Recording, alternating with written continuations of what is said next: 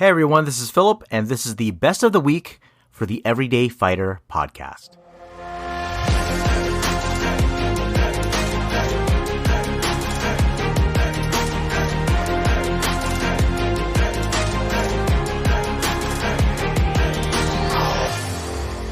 I love to learn.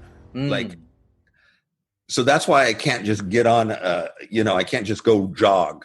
I love to learn. And with boxing, I'm learning every single day. I mean, as you know, I was a few minutes late to this because I just came from the gym. But, so I was at the gym, and every single day, every single time I'm there, I'm learning. Like there's so much to boxing. I mean, it looks like people. You're into this 13 years, though. Yeah, and I still don't know anything. It's like, it's a continual learning process,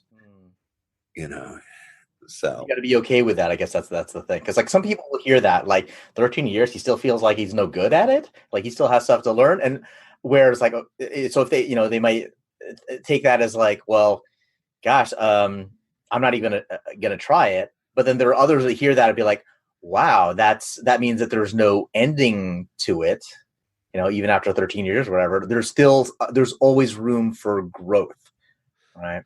Yeah, well, that's the way I am just naturally. I mean, obviously, I say I don't know anything, but I've won multiple belts. Well, it speaks to your humility, man. I've won, I've won, national tournaments. I've won international tournaments, and so. And next month I'm competing and I'll win that one. So, but having said that,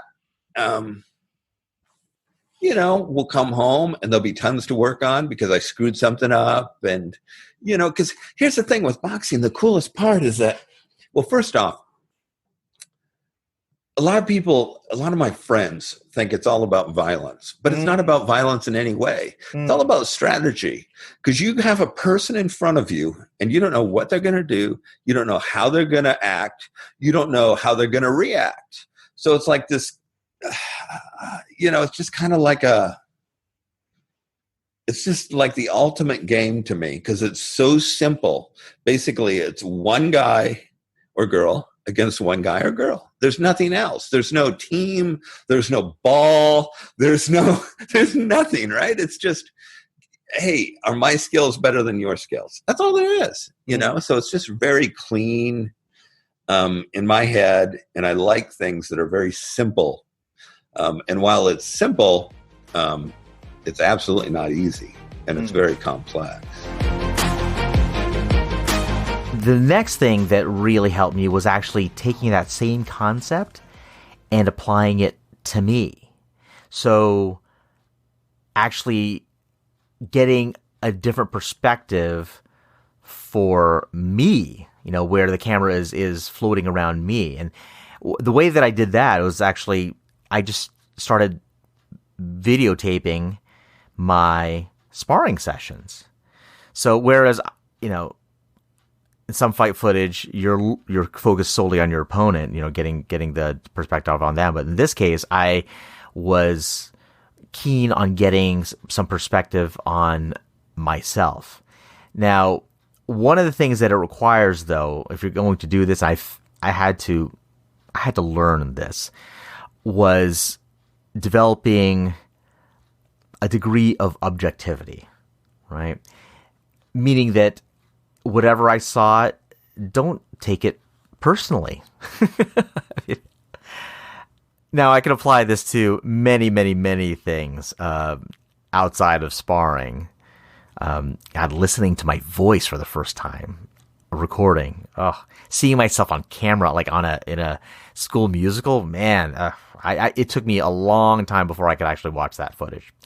But because I wasn't objective about it, right? It's when we get something reflected back upon us, whether it's through a mirror, whether it's through like footage, video, whatever it might be, it's hard to take it not to take it personally, because it's personal. It's us, right?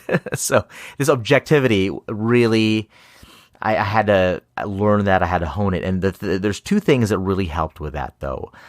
One is kind of like a sideways way of getting to develop this objectivity. One is developing my own sense of humility, being humble, knowing.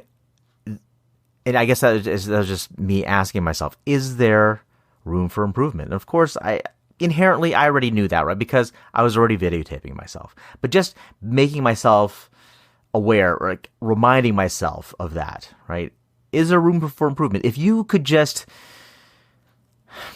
save yourself a couple bruises, would that be worth the improvement, right? If you could recover just a half a second, quarter of a second faster, would that be worth the improvement? Absolutely. But in order, if I'm saying yes to that, then that just means I have to be humble. Like there's inherently a humility that comes along with that.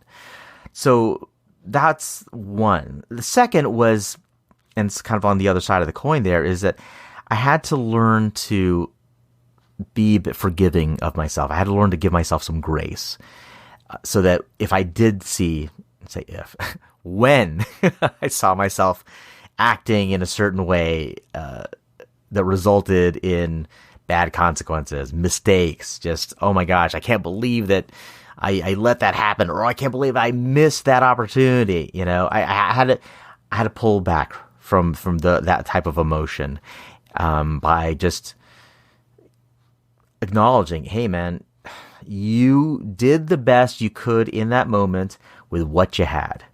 With what you had mentally, with what you had emotionally, with what you had physically. I mean, I could have been physically just wiped, just so exhausted that I couldn't even react fast enough to take advantage of any opportunities that might have come my way. So that's why I missed, right?